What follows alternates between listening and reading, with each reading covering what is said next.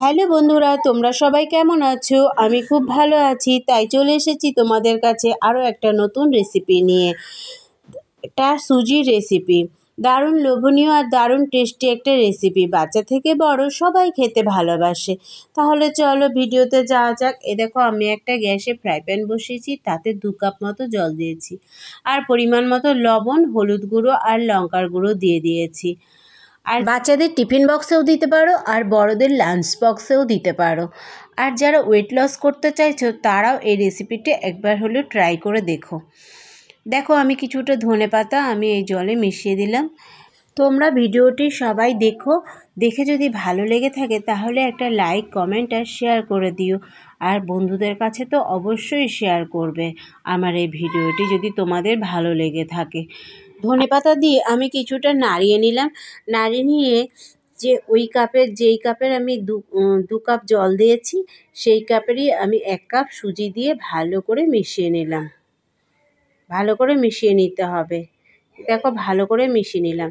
ভালো করে মিশিয়ে নিয়ে আমি পাশে সরিয়ে রেখে আমি গ্যাসে অন্য একটা কড়াই বসিয়ে তাতে রিফাইন অয়েল দিয়ে দিয়েছি। রিফাইন অয়েল যখন গরম হয়ে আসবে তখন আমি তাতে জিরে ফোড়ন দিয়ে দিয়েছি আর আদা কুচি, লঙ্কা কুচি আর রসুন কুচি দিয়ে দিয়েছি। দিয়ে একটু ভালো করে নাড়িয়ে চাড়িয়ে আমি একটা গোটা বড় পেঁয়াজ দিয়ে দিলাম। দিয়ে ভালো করে একটু ভেজে নিয়ে তাতে হলুদ গুঁড়ো, লঙ্কা গুঁড়ো আর কিছুটা পরিমাণ লবণ দিয়ে দিয়েছি। আর 4টে বড় আলু সেদ্ধ করে রেখেছিলাম আগেই, সেটা দিয়ে ভালো করে হাতের সাহায্যে ম্যাশ করে দিলাম।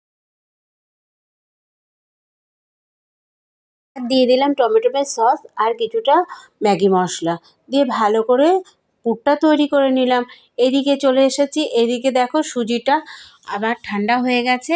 আমি হাতে কিছুটা পরিমাণ তেল নিয়ে ভালো করে মাখিয়ে নিলাম। ভালো করে ময়দার মতন করে মাখিয়ে নিতে হবে। ভালো করে মাখিয়ে নিয়ে আমি 2 হাতে কিছুটা পরিমাণ তেল মাখিয়ে নিয়ে একটা করে লেচি বের করে নিলাম। লেচি বের করে নিয়ে আমি 2 হাতের মাঝখানে রেখে তাতে একটা শেপ দিয়ে নিলাম। শেপ দিয়ে পুর ভরে নিলাম। আগে করে যে পুরটা করে রেখেছিলাম সেই পুর দিয়ে আমি ভালো করে মুখটাকে বন্ধ করে দিলাম। এই দেখো কত সুন্দর মুখটাকে বন্ধ করে দিচ্ছি। দিয়ে ভালো করে মুখটাকে পুর ঢুকিয়ে মুখটাকে বন্ধ করে দিয়ে একটা শেপ বানিয়ে নিলাম। এরপর আমি একটা কড়াইয়ে জল দিয়ে তার উপরে ঝাঁঝরি বাটি দিয়ে ওই সমস্ত পিঠেগুলো দিয়ে দিলাম। এরপর আমি একটু ভাপ দিয়ে নিলাম 15 মিনিট মতো।